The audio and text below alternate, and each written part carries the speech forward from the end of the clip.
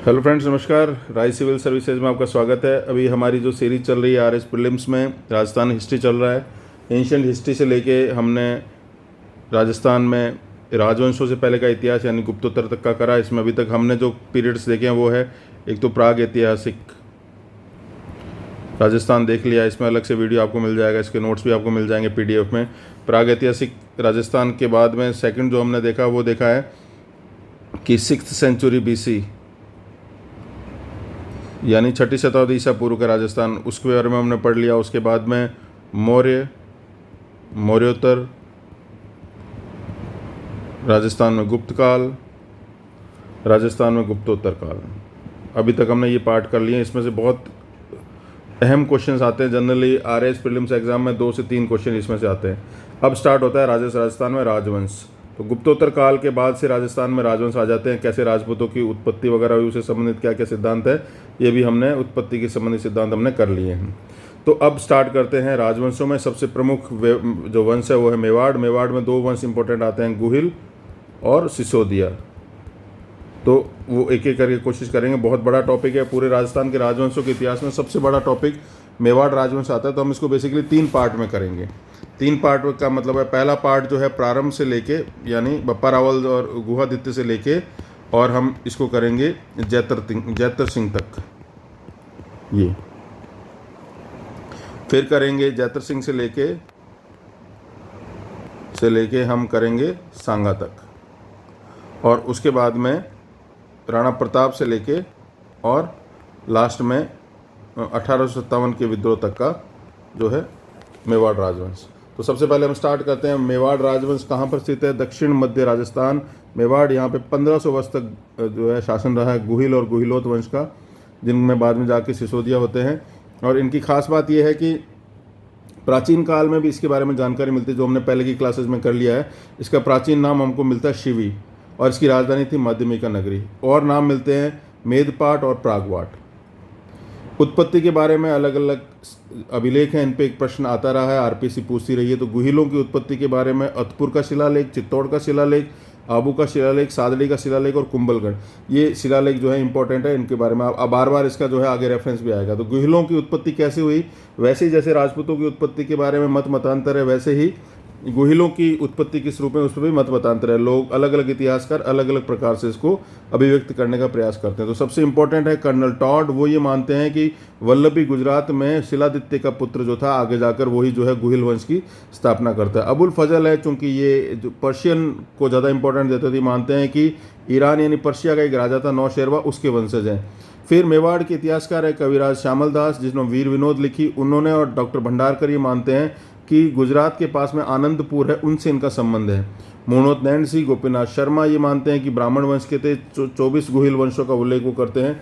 अब अलग अलग रूप में इनको कैसे प्रकट किया गया गुहिल शासकों को, तो चित्तौड़ का जो शिलालेख है उसमें भृतप्रत की जो राजा है गुहिल भृतप्रत, बहुत से ऐसे राजा हैं जो बहुत लेसर नोन हैं, उनको ब्रह्म क्षत्र कहा गया है। फिर चारणी कथाओं में या बार्डिक लिटरेचर में अगर हम देखेंगे तो गुहादित्य एक राजा था जो कि वल्लभी कुंभलगढ़ के शासक शिलादित्य का पुत्र था। तो उसके बारे में हमारे को उल्लेख देखने को मिलता है, और इनको ब्राह्मण राजवंश से जोड़ने का प्रयास भी करते हैं। प्रारंभिक शासन अगर आप देखेंगे तो 7वीं शताब्दी से यानी लगभग 600 से इसका मान लिया जाता है। 3 इंपॉर्टेंट इनकी शाखाएं मानी जाती है, नागदा, आहड़ और किष्किंधा, और बाद में जो है धवगर्थ का नाम भी सुनने को मिलता है। 10वीं शताब्दी तक आते आते नागदा आहड़ शाखा जो है वो प्रोमिनेंट हो जाती है, और उन्होंने जो है प्रमुखता ले ली। अब पहला इंपॉर्टेंट राजा इसका नाम है गुहादित्य।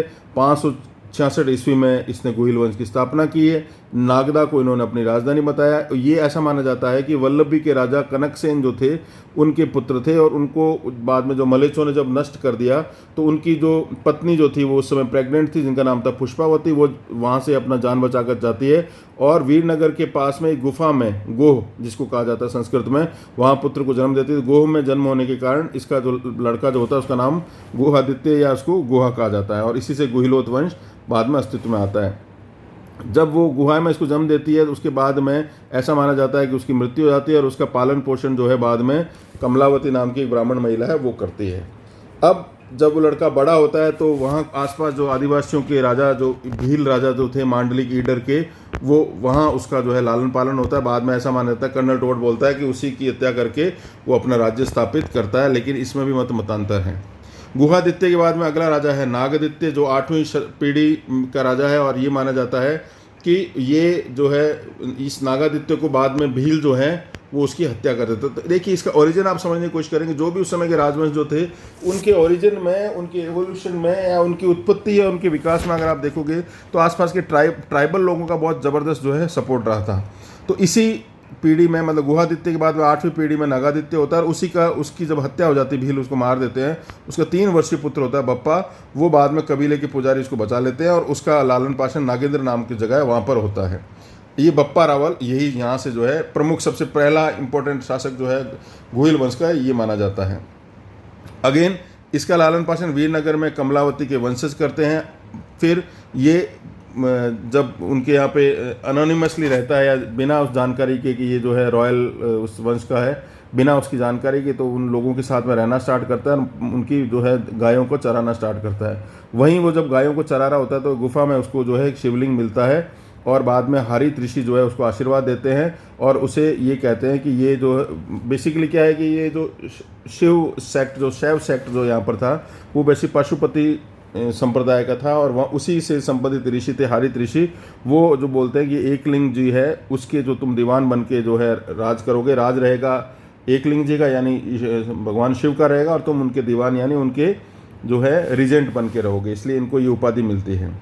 और उन्होंने इसका एक उनको आशीर्वाद दिया था। इस पे भी बहुत मतांतर है कि हरित ऋषि जो है वो आकाश में जब जा रहे होते हैं तो बोलते हैं, बप्पा को बोलते हैं कि तुम अपना मुंह खोलो, और उसमें वो थूकने का प्रयास करते हैं ताकि वो अमर हो जाए, लेकिन वो क्या करता है, वो थोड़ा सा पीछे हट जाता है, और उसका थूक जो है अंगूठे पे गिरता है। अंगूठे पे गिरने के कारण जो है वो बोलते हैं कि जहाँ तक तुम्हारा ये पैर जाएगा वहाँ तक तुम्हारा राज्य रहेगा, और वो राज्य अमर रहेगा। इसलिए ऐसा माना जाता है कि मेवाड़ राज्य जो है उस वरदान की वजह से ही काफ़ी उसको है लॉन्जेविटी मिली है। तो बप्पा ने चित्तौड़ के पास में मानमोरी एक राजा था, उसको हराया, और यहीं से जो है चित्तौड़ को अपने यहाँ पे अपने राज्य में मिला के और उसकी पुनर्स्थापना करता है। और क्या क्या करता है, कैलाशपुरी में एकलिंग जी के मंदिर की स्थापना, सोने का सिक्का चलाता है। उसको बप्पा रावल को हिंदुआ सूरज की उपाधि मिलती है। उसने बप्पा रावल का खुद का जो मंदिर है वो नागदा में स्थित है। एकलिंग प्रशस्ति, एकलिंग महात्म्य में तो ऐसा माना गया है कि गुहिल वंश का वास्तविक संस्थापक बप्पा रावल था। कई किंवदंतियां से जुड़ी कि बप्पा रावल का कद काठी बहुत जो है बड़ी थी।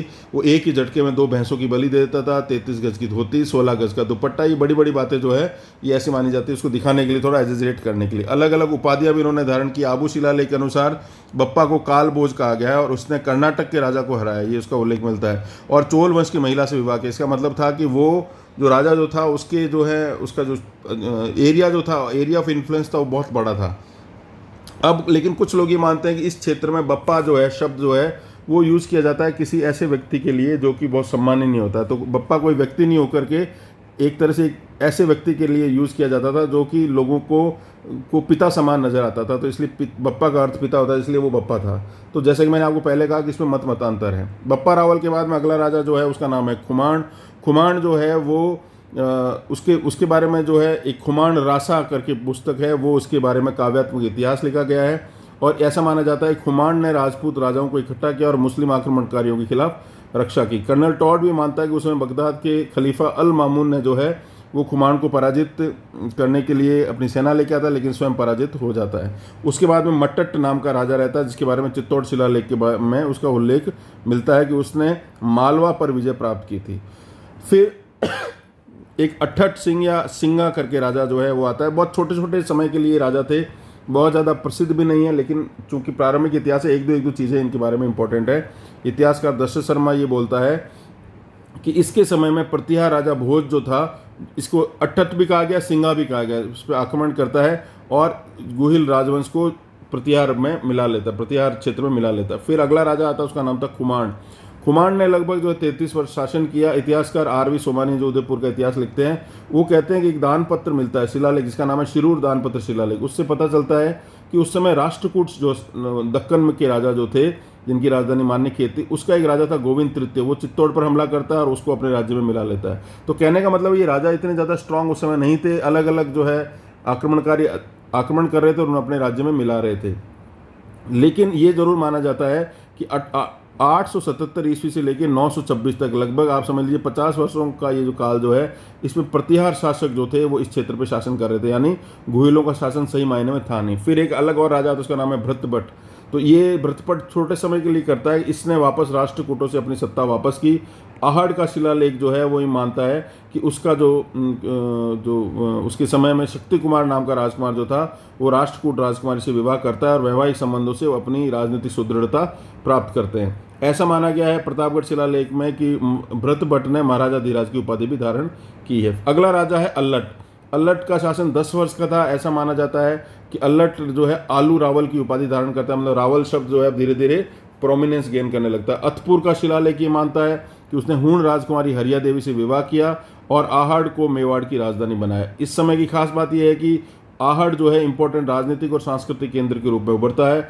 आदिवरा का मंदिर का निर्माण कराता है। यहाँ पे गढ़ैया प्रकार के सिक्के जो है वो अस्तित्व में आते हैं। जगत अंबिका मंदिर का निर्माण होता है। सारणेश्वर प्रशस्ति ये बोलती है कि इस समय कर्नाटक, जहाँ पे इनका शासन जो था राष्ट्रकूटों का, उनके साथ मेवाड़ का जो है व्यापार वाणिज्य बढ़ता है। अल्लट के समय की खास बात यह है कि पहली बार नौकरशाही ब्यूरोक्रेसी एग्जिस्टेंस में आती है और एक देवकुली का लेख है जिसके अनुसार जो है एक अधिकारी का वर्णन मिलता है जिसका नाम था अक्षपटलाधीश, नाम के अधिकारी का नाम मिलता है, जो कि मयूर नाम का एक व्यक्ति था। जैसे आज के टाइम में डीएम, एसपी, कलेक्टर, ये जो वर्ड है उस समय ये अक्षपटलाधीश जो है ये बेसिकली कौटिल्य अर्थशास्त्र में भी शब्द मिलता है। तो मयूर नाम का व्यक्ति अल्लट के समय में अक्षपटलाधीश था। अगला राजा है नरवाहन। नरवाहन के बारे में इंपॉर्टेंट ये है कि उसने चौहान राजा जेजाई की पुत्री से विवाह किया। अगेन दो ही प्रकार से राजा जो है अपनी राजनीतिक सुदृढ़ता प्राप्त करते थे, एक तो विवाह के माध्यम से, दूसरा विजयों के माध्यम से। तो दोनों ही माध्यम से राजा अपनी राजनीतिक शक्ति को बढ़ाते थे। इसके दरबार में अलग अलग धर्मों के लोग रहते थे, उनमें धार्मिक चर्चाएं होती थी। लोग बाग बोलते हैं कि अकबर के समय में धार्मिक चर्चाएं होती थी, अशोक के दरबार में होती थी, वैसा ही नरवाहन शासक है उसके समय में भी इस तरह की प्रतिक्रियाएं वगैरह जो है चलती थी। अब एकलिंग जी के मंदिर के पूरे प्रांगण का निर्माण बनाने का श्रेय जो है नरवाहन को जाता है और इसी ने जो है लकुलिश द्वारा बनाए गए एकलिंग जी मंदिर, ये लकुलिश जो है व्यक्ति जो पाशुपत संप्रदाय का संस्थापक है, जिसने बेसिकली जो है शैव संप्रदाय का एक शाखा जिसका नाम है पाशुपत संप्रदाय, इसकी स्थापना की थी लकुलिश ने। तो ये इसी से संबंधित मंदिर है। इसके दरबार में अमरा और योगराज नाम के दरबारी कवि थे। अगला राजा है शालीवाहन। शालीवाहन के बारे में बहुत ज़्यादा इंपॉर्टेंट कुछ नहीं है, बस ये है कि उसने लूनी नदी के पास में जूना खेरगढ़ नाम का एक अपनी राजधानी बनाई थी जो वर्तमान में बालोतरा कहलाता है। अगला राजा है शक्ति कुमार। अतपुर शिलालेख में ये उल्लेख मिलता है कि उसके समय में मालवा के परमार शासक मुंज ने आहड़ पर आक्रमण किया और उसे अपने कब्जे में ले लिया। और अब कब्जे में लेने के बाद में इन्होंने यहाँ पर मुंज के बाद राजा आता है परमारी भोज, वो त्रिभुवन नारायण मंदिर का निर्माण करवाता है। बहुत इंपॉर्टेंट फैक्ट है, इसको अच्छे से याद कर लीजिएगा। अब अगला राजा है अंबा प्रसाद। इसने महमूद गजनी से युद्ध लड़ा क्योंकि ये गजनी के आक्रमणों का काल है। फिर जो है ये अलग अलग राजाओं के नाम मिलते हैं, हालांकि इन पर प्रश्न आना ज़्यादा इंपॉर्टेंट नहीं है, लेकिन फिर भी एक ग्लिम्स आपके लिए कि आपको आइडिया रहे कि शुरू के ये राजा कौन थे। अब अगला जो इंपॉर्टेंट राजा है उसका नाम है रण सिंह। रण सिंह के बारे में इंपॉर्टेंट ये है कि इसने लगभग 8 साल शासन किया है। इसके समय में इसका पुत्र था, इसका नाम था क्षेम सिंह। क्षेम सिंह से जो है रावल शाखा की स्थापना होती है और इसी का एक पुत्र है, इसका नाम है राहब, जो कि सिसोदा से जो है सिसोदियों की, तो दोनों ही वंश जो है रावल और सिसोदिया दोनों ही इसके समय में अस्तित्व में आते हैं। अगला शासक है क्षेम सिंह। क्षेम सिंह के 2 पुत्र थे, सामंत सिंह और कुशाल सिंह। तो अगला राजा है सामंत सिंह। सामंत सिंह ने पृथ्वीराज चौहान द्वितीय की बहन पृथ्वीबाई से विवाह किया, अपने आप को राजनीतिक रूप से सुदृढ़ किया। उसी समय नाडोल का एक चौहान शासक था कीर्तिपाल, उसकी और चौहान अजमेर के चौहानों के आपस में बनती नहीं थी, इसमें दोनों में आपस में युद्ध होता है और ऐसा माना जाता है कि नाडोल का शासक जो है सामंत सिंह को हराकर मेवाड़ पर अपना कब्जा कर लेता है। सामंत सिंह भागकर वागड़ यानी डूंगरपुर वाले क्षेत्र में चला जाता है, वहाँ वटपादक बड़ौदा में एक नया राज्य स्थापित करता है। क्षेम सिंह का ही पुत्र कुमार सैनी जो वापस कीर्तिपाल को हरा के और पुनः कब्जा करता है। अगला राजा है जैत्र सिंह। जैत्र सिंह का शासन लगभग जो है वो 37-38 साल का है। इसको मेवाड़ राज्य की प्रतिष्ठा का पुनर्संस्थापन रिस्टोरर है। जो नाडोलो आप देखिए, कभी प्रतिहारों से हार रहे हैं, कभी परमारों से हार रहे हैं, कभी चौहानों से हार रहे हैं, कभी राष्ट्रकूटों से हार रहे हैं। तो अब जो है धीरे धीरे मेवाड़ के शासक अपने आप को शक्तिशाली बना रहे हैं। तो इन्होंने नाडोल के शासक उदय सिंह चौहान की पोती रूपा देवी से विवाह किया और बाद में जो ऐसा माना जाता है कि इनके संबंध ठीक हो जाने की वजह से मेवाड़ में की शक्ति जो है वाकई में सही मायने में बढ़ती। इस समय तक दिल्ली पर सुल्तानों का शासन हो जाता है, मुस्लिम आक्रमणकारी आते हैं, कुतुबुद्दीन ऐबक से स्लेव डायनेस्टी आ जाती है और अगला शासक तो था इल्तुतमिश। वो ऐसा मेवाड़ को हड़पना चाहता था, तो वो अटैक करता है मेवाड़ के ऊपर और एक युद्ध होता है 1227 में। हालांकि इसमें भी विवाद है कि 1227 में था या 34 में था। उसको भूताला का युद्ध कहा जाता है। ऐसा माना जाता है कि जैत्र सिंह ने उसमें इल्तुतमिश की सेना को हरा दिया था। हालांकि जो नेशनल हिस्टोरियन है वो इस युद्ध का इत्यादि का ज़्यादा वर्णन नहीं करते, लेकिन राजस्थान पर्सपेक्टिव में हमारे लिए इम्पोर्टेंट है कि ये युद्ध जो है हमको याद रखना है। अब इम्पोर्टेंट बात यह है कि इस युद्ध तो हुआ, जीत भी गया जैत्र सिंह, लेकिन नागदा पूरी तरह से नष्ट हो गया। इसलिए चित्तौड़गढ़ को नई अपनी राजधानी के रूप में स्थापित करता है और यहाँ से चित्तौड़गढ़ जो है वापस प्रोमिनेंट होने लगता है। इस युद्ध की जानकारी हमीर मदमर्दन नाम के ग्रंथ से मिलती है, जिसका लेखक जो था वो जय सिंह सूरी था और इस ग्रंथ के बारे में पिछले वाले आरएस एग्जाम में पूछा गया। जैत्र सिंह के अंतिम समय में इल्तुतमिश के बाद एक शासक होता है जिसका नाम था नासिरुद्दीन महमूद। वो भी अटैक करता है 1248 में दिल्ली का सुल्तान, लेकिन वो पराजित होता है। जैत्र सिंह ने आहड़ को चालुक्यों की शक्ति से आज़ाद कराने के लिए महत्वपूर्ण भूमिका, और ऐसा इतिहासकार है दशरथ शर्मा वो बोलते हैं जैत्र सिंह का काल जो है वो बेसिकली क्या है, मेवाड़ का स्वर्ण काल है, गोल्डन एज है। तो ये जो जैत्र सिंह के इतिहास तक का पहला पार्ट जो है मेवाड़ का, और इसके बाद में जो है हम इसका सेकंड पार्ट करेंगे जिसमें धीरे धीरे और ज़्यादा प्रोमिनेंट होने लगते हैं मेवाड़ के शासक। आज के लिए इतना ही, शुक्रिया।